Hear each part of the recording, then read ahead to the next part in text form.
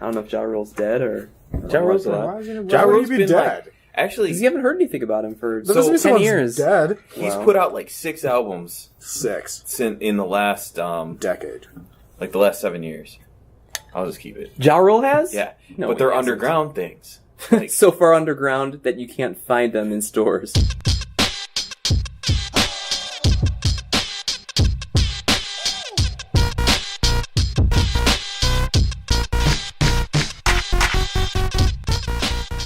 So, over the past couple weeks, Jeff, you took a cross-country trip to Colorado. Roman, you went out to Los Angeles. Hello?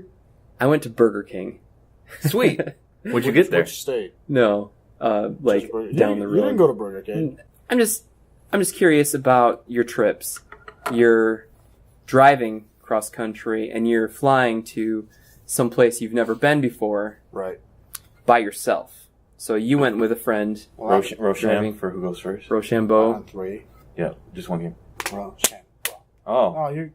yeah. Okay, you win. You win. Win. Okay, so Jeff Jeff had and I'm going to put a timer on it so we don't go super over whatever. But you Well, we gotta have room. We gotta have time for our guest. gotta have time. Yes. Hey, Peter. Also. Hey.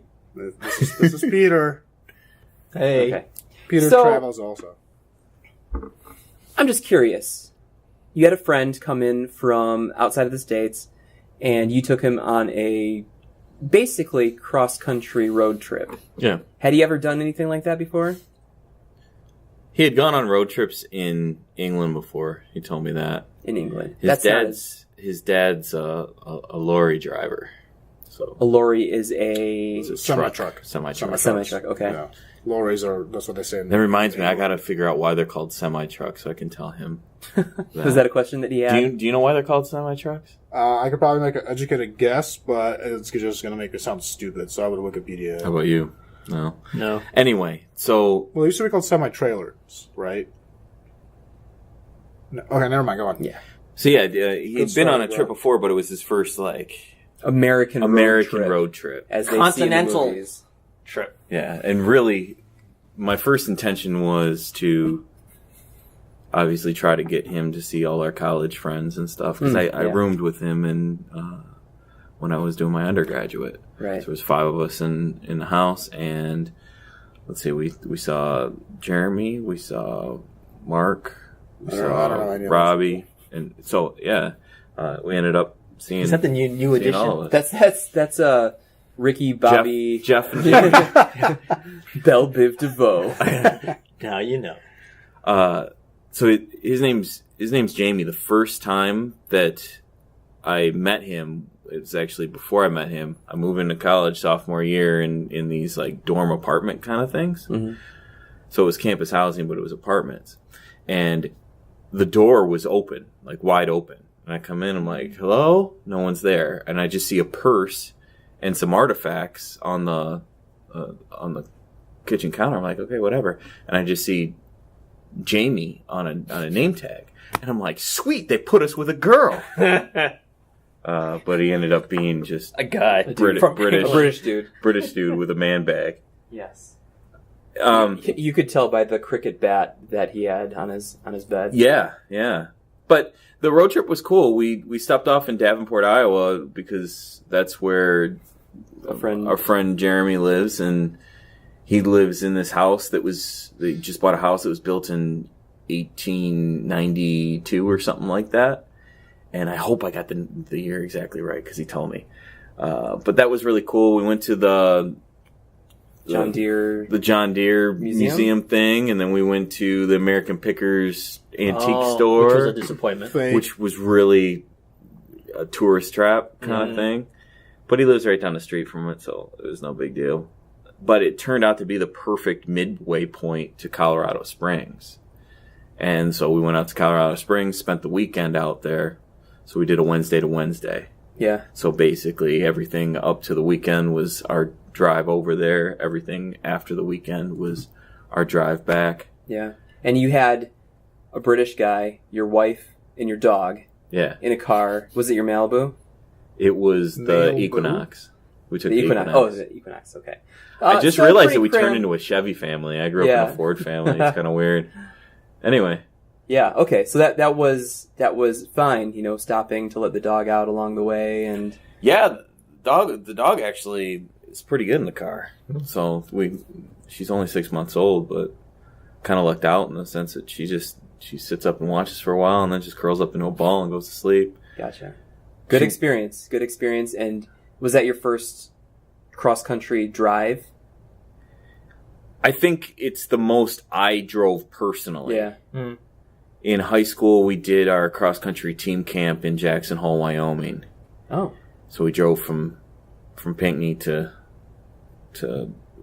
almost Grand Teton National Park out Yeah. there. You did that for cross country? Cross country team camp, like the varsity. I said, we're a cross country team. Let's drive cross country to really like embrace the name. Yeah. But it's kind of crazy what that does to your head.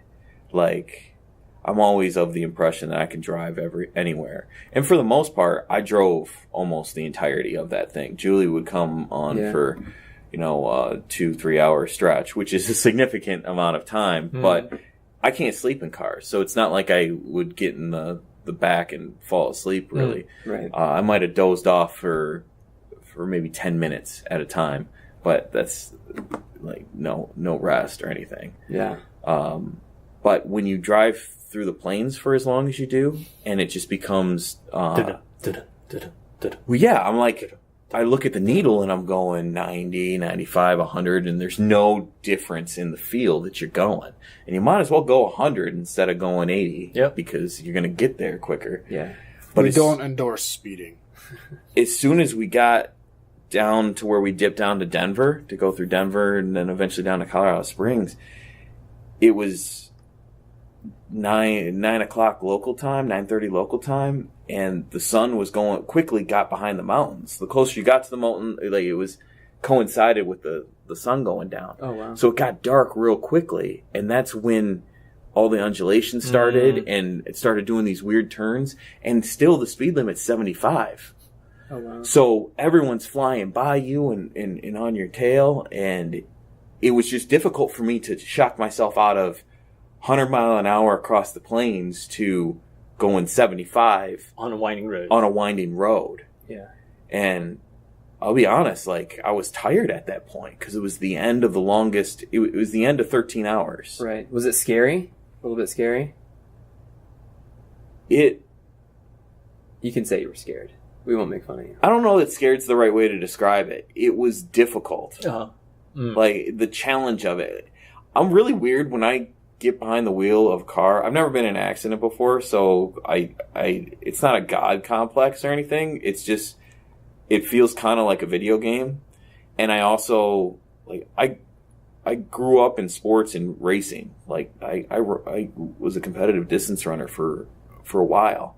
And I always find myself, like, taking tangents, like changing lanes and competing with cars and stuff like that. Who are not competing with you. Who are not competing with me at all. So it's like I'm never scared, but it's just like, oh man, this is a challenge. And then like I'm like halfway excited about it and disappointed that I got to slow down. Yeah. Right. But it was kind of weird. And there was a couple times where Julie was like, you need to think about what you're doing instead of just being in race mode. Yeah. Like maybe just try to drive.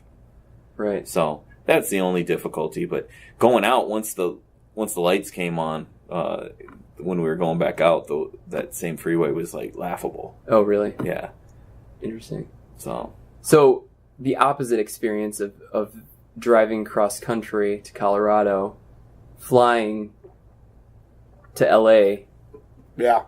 How was that? You went by yourself. I went by myself, which always kind of sucks. I feel like it's hard to really get outside of your hotel room when you're by yourself and really engage with the people that are at a conference or, you know. So you kind of have to go beyond that. You have to go totally knowing that you're there alone and might as well make the most of it. At least for me, it was different. I've never been to LA before, so I started looking up all the touristy places and everything to go, realizing most of them were way far away from where I was.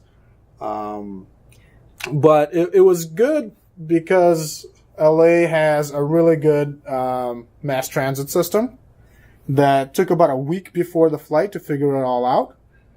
They have about 4 different apps that you can download to help you with that. So To help you with the transit, with the public transportation. find your way. No, it's pretty much trying to figure out which bus to take. There's like several apps. There are several apps because there's several different, I guess, kind of lines that are all overlapping, and they all cost differently. So it was just easy to just buy a pass for. Are they 7 private or days. are they public?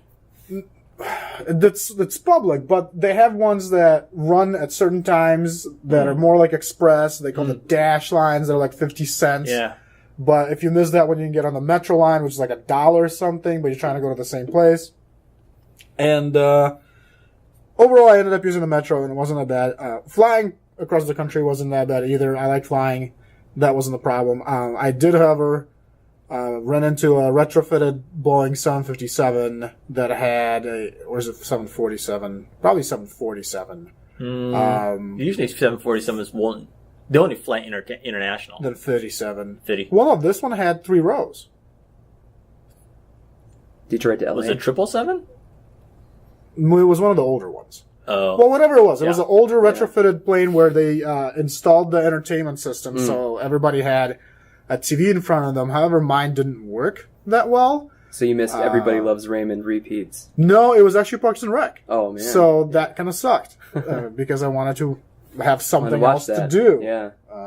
I usually have a tradition where I buy a magazine, don't read it, because there's an entertainment system. But just in cases like this, Yeah. I could pull out the magazine. When you're taxiing, Yeah. you can Well, look at pictures of Jennifer so- Garner. About taxiing, we actually ended up being stuck in Detroit for about 2 hours extra On the runway? on the runway because we pulled out and then the guy said, "Oh, there's some kind of light that went on. We got to get it checked out. It'll be 15 minutes." So we heard that message about 4 times every 15 minutes. Then they fixed it. We taxied out again and it started downpouring like crazy. So we had to wait again. So about 2 hours of sitting in this plane already. The cool thing, though, is that this plane had the built-in entertainment system actually working, and the pilot turned it on while we were... For free. well, it was free usually. Oh, is it? Yeah. What airline is this? Delta. Delta? Yeah. So they turned it on. So I got through half of, or most of, Transformers. Which but one? The newest Did it have one. Shia? No. No the Shia. one with dinosaurs. Okay. Dinosaurs So- and Marky Mark. Yeah, it's, what are they called? Dinobots. Dinobots, yeah. So that was fine. I ended up watching 3 movies instead of 2. So what I'm interested in knowing is the thought process behind you're in the second biggest city in the United States. Right. Lots of entertainment, lots of tourist stuff Yeah. to do. You chose to go to a Hello Kitty exhibit. Absolutely. What was the thought process behind that? Well, I was going to visit Little Tokyo anyways, Right. Because it's there, and then people told me not to bother with Little China because it's not the same as the one in San Francisco or anything.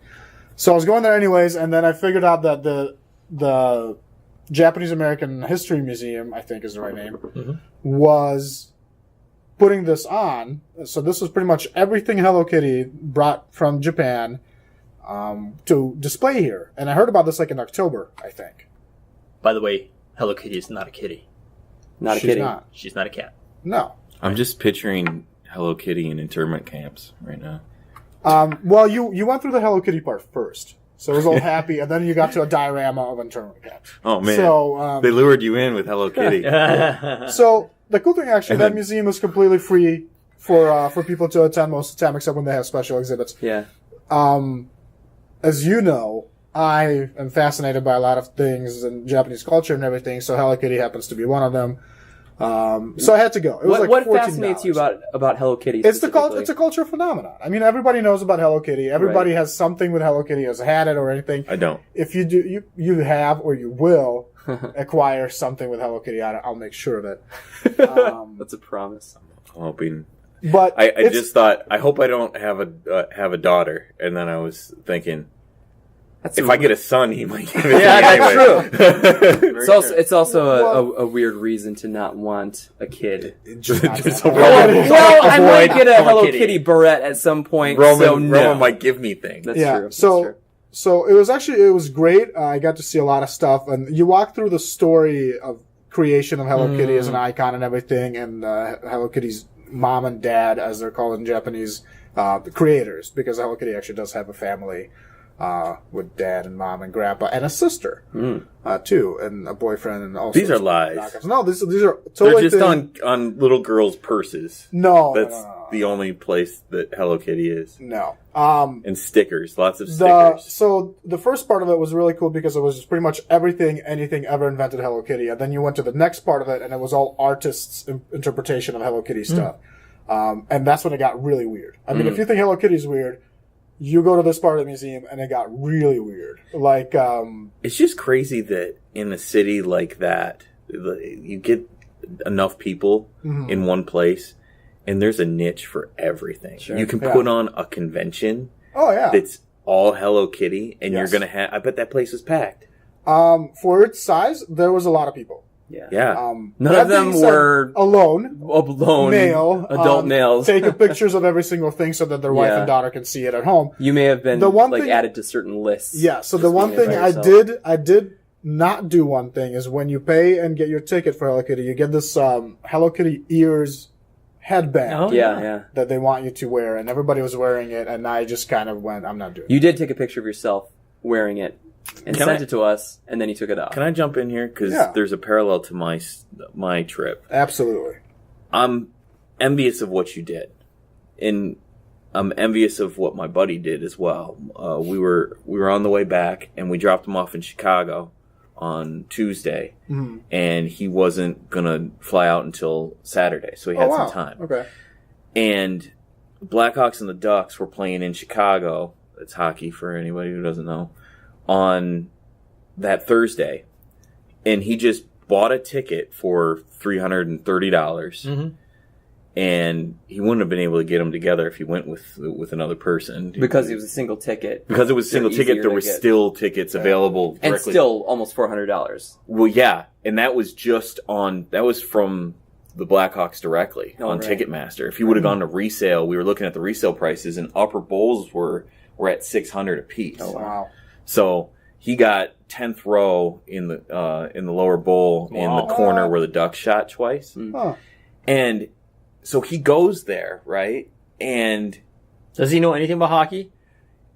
Or just because he's from well, Europe? he Field lived, hockey. he lived with me for a while. All right. And watched a lot of hockey with me. Okay. I had been watching the playoffs like throughout this entire trip, off and on, just in spots. And so he likes it because it's similar to soccer, but faster and more aggressive. And he really likes that it's faster and more aggressive. Very similar to soccer, if you think about it. Yeah, they're both flow sports, right? But so he just buys this ticket, buys a $170 jersey or $200 jersey, whatever. Which team? For the Blackhawks, because he. Chicago. That's the home. Well, he's like, what team should I support? And he's like, I'll support the home team. He loves Chicago. Yeah. Chicago is one of his favorite cities.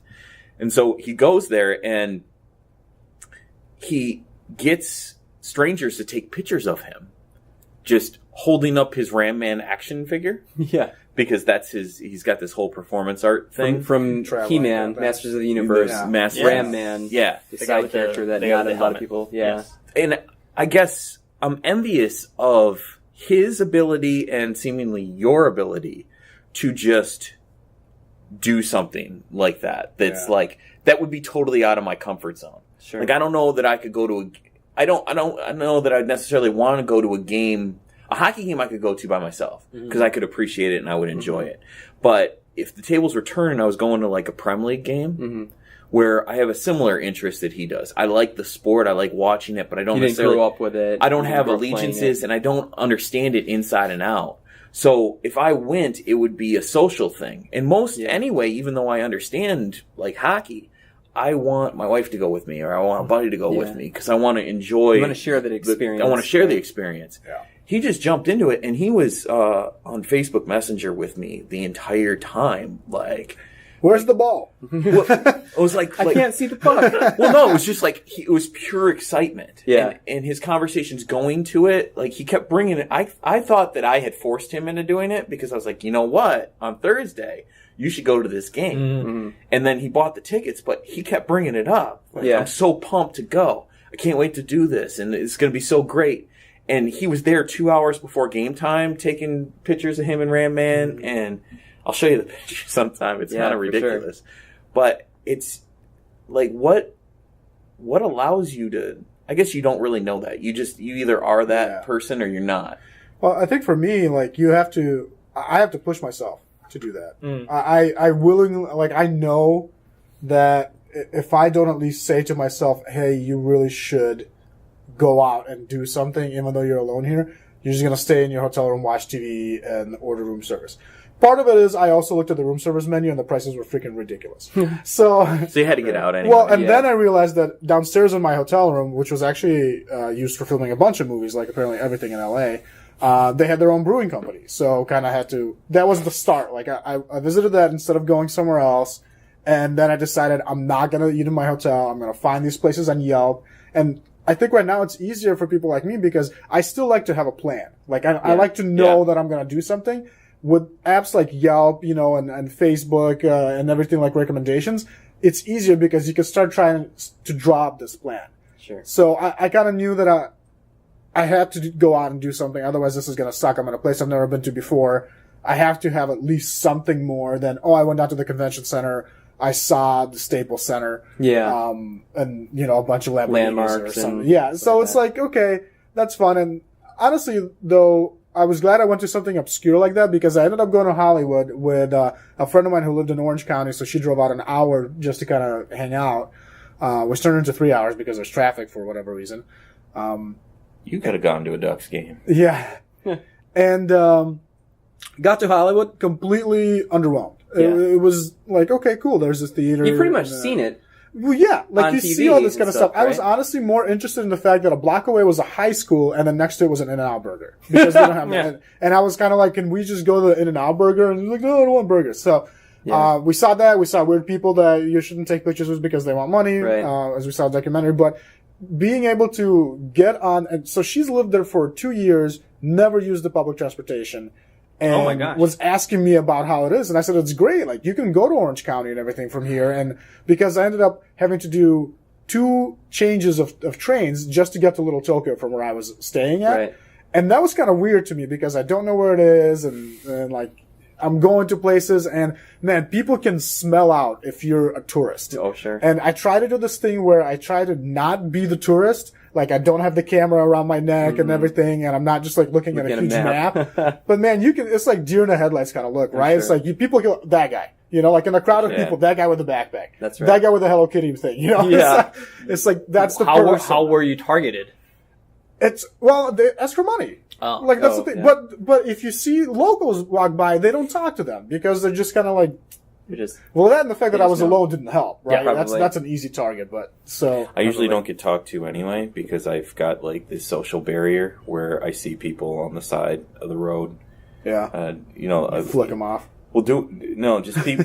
The people that beg for money and want to chat with you. That one time we got stopped in Detroit, Yeah. and you Yeah. I was just forward, and I got I'm sorry, past. Brandon. well, they I got they past see me you, and they talked Right. to you. Well, you're a big guy and you're imposing and You gotta be. they don't want to mess with you. They don't know you. Yeah. I'm not smiling. I'm not making eye Exactly. You've got a contact. beard. You've got Walk like with a Brandon, pained you look either on want your his face. money or want to shiny shoes. That's right. I'll That's walk right. with you wherever you want me to. There you go. Okay, so So that was fun. if you don't know, we've been joined by our buddy Peter here, and Peter, Roman and Jeff are talking about these situations in which people found themselves alone. In Roman's case, or in the case of Jeff's friend Jamie, the English guy. Have you ever been in a situation where you are on your own in an unfamiliar environment? And what did you do? Did you go outside of your comfort zone and, try to explore the area, or did you kind of stick to yourself? You've lived in a variety of different places. You've lived in Hawaii, you lived in Idaho, you've lived in Kansas City, you've lived in Michigan. So you're Four pretty places. you're pretty it's a lot of That makes up a compared to variety. me. Compared to me, you know, those are 4 different time zones. So really, we should be asking. Right. That's right. Right. Hazlitt. So have you been in that situation? Yes, absolutely. So the most significant memory or event that comes to my mind was when I moved to Idaho, when I moved to Boise, 19, first time living away from home. From Hawaii. From Hawaii. Which is a completely So different just environment. completely different environment. Loved it. It was really great. Hawaii or? Idaho. Idaho. Oh, Boise. really? Yeah. Compared to Hawaii. Just the whole idea, Jeff describing the whole notion of just driving for a long time. The fact that I lived in a place where I could drive without coming around to the same place in an hour because I don't live on an island was just amazing to me. But when I moved there, I didn't have a car. A year later, I happened to win a $1,000 scratch-off ticket in Oregon because at that time Idaho didn't have a lottery, so we'd go over to the border in Ontario, Oregon, and went to a truck stop, my first one. And Your first truck stop. first truck stop, yeah. I was going to say, I used to go to a border city called Ontario for other reasons. Got it. Or Mine was Windsor. border province, rather. So get the lottery ticket, scratch off $1,000. I'm like thrilled. So what do? I go buy myself a VW bus. Yes. Right now, I got wheels, got roads. Where should I go? I drive from Boise to Portland, Oregon, by myself. 10 hours one way, just because I could. Did Just the 'cause you van? could. Did the van come with anything else? Any kind of thing Engine? that might keep you concentrated on What road made you for choose Portland? Scooby snacks. Because because the road was 80, and I could just stay on 80. Because that's as Gotcha. fast as It was just interstate. I didn't know any place else. Yeah. Yeah. So I figured might as well just stay on the interstate. This is before GPS. Yeah, and I You could have taken 80 the other way, I too. could have, yeah. That would have been a problem. But I could see on a map, I had a road atlas. I could see, okay, Portland, sounds good. Drove, keep it weird. and I was really happy that I got there, walked around for a little bit, of course, and then turned right back around. But coming back was a little more tough because I was getting a little tired. So I think I did pull over for a little while and take a nap. And then just came back home. Wait, so you were there for like a couple hours. Yeah. So you drove for 10 hours. Yep.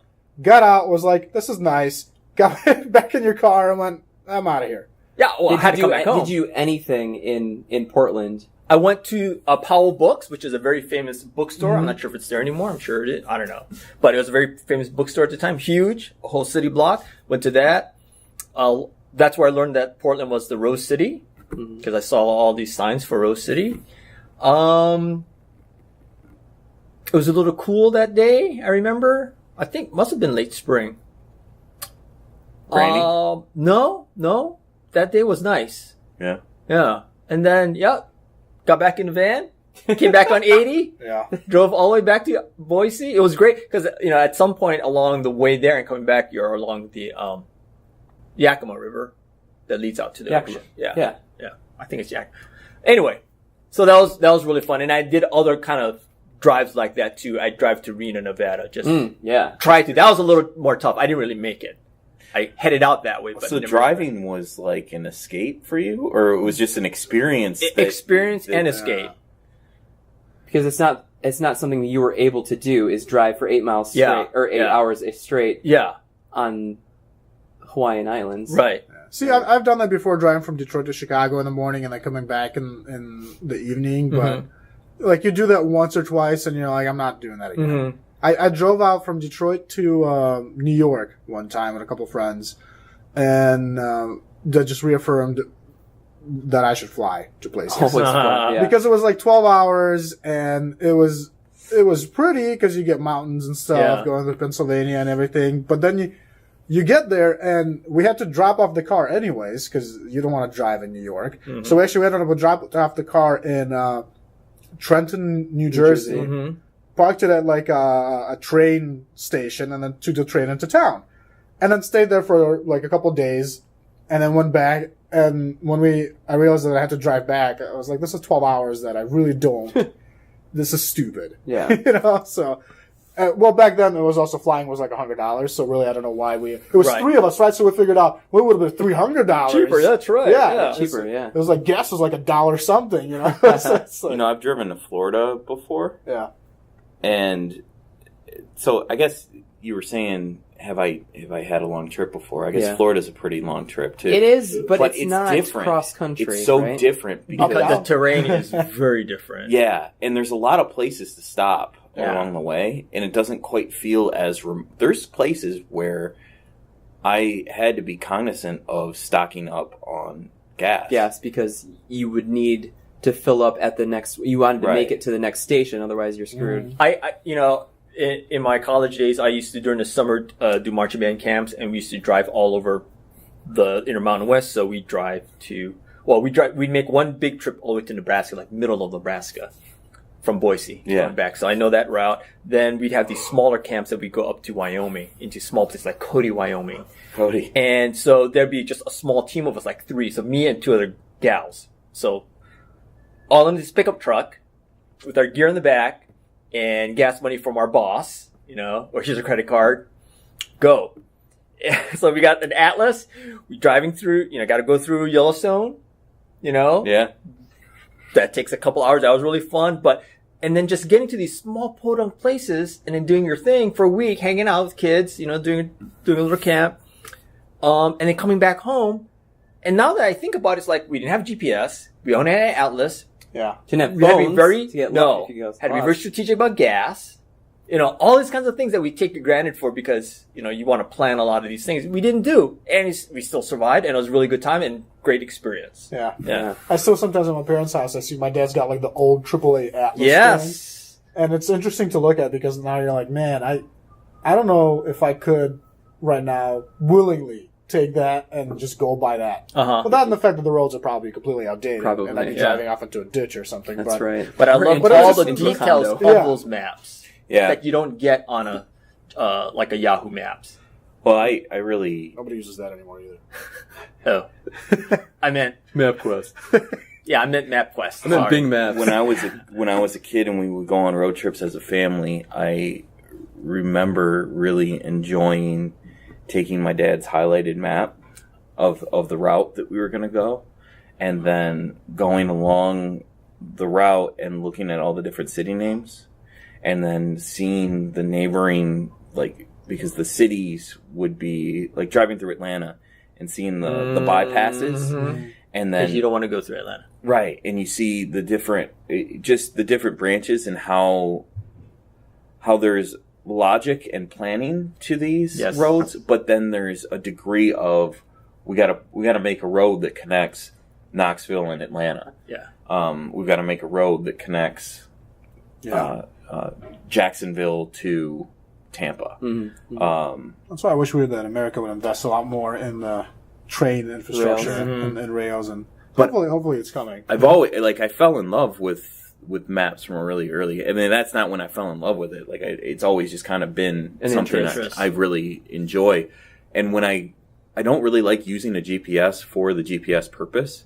I like to get the GPS up so it maps out the route, and then I like looking at alternative routes, and then I like no and throw it out the window. well, I memorize. Turn here. No. I memorize where I'm going for the most part, and then Yeah. turn the thing off. Yeah. Okay. Yeah, I like to have it to know how to get back when you get off route and everything. You're like, well, it's a good security measure because you can always get back somehow.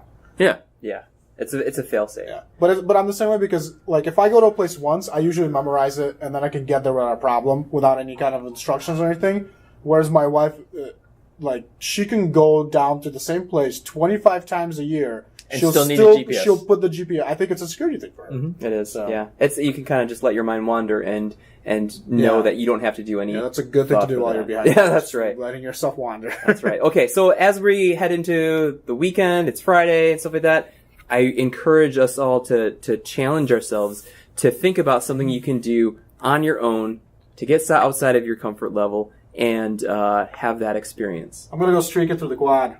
You've done that before. I'm sure of it. I'm doing something very, very out of my comfort zone. I'm going to the Griffins game tonight with my wife. I'm going to watch hockey. I'm going right. to see Dinah Crawl tomorrow night over in Windsor. But I've already Haven't seen Diana Krall. Not Diana Krall. Diana Krall, the artist. I've seen this lady named Diana Krall. I got a 1-year-old's birthday. I've seen a dino Saturday. crawl. Okay. I There you wonder go. what could I do to get outside my comfort zone there. Yeah. We might go to IKEA Might go to IKEA. That's definitely Yeah. something you've done many times. this year not, already. just not weird. with a kid though. When you think about So your no, not this mundane year. lives, like you don't normally just do that. That's why that situation is Absolutely. interesting. Yeah. Absolutely. Well, glad that you had that experience. Awesome. So, Time All right. to punt. time to go. All right. All right, see ya. Thanks, guys. Thanks, Peter.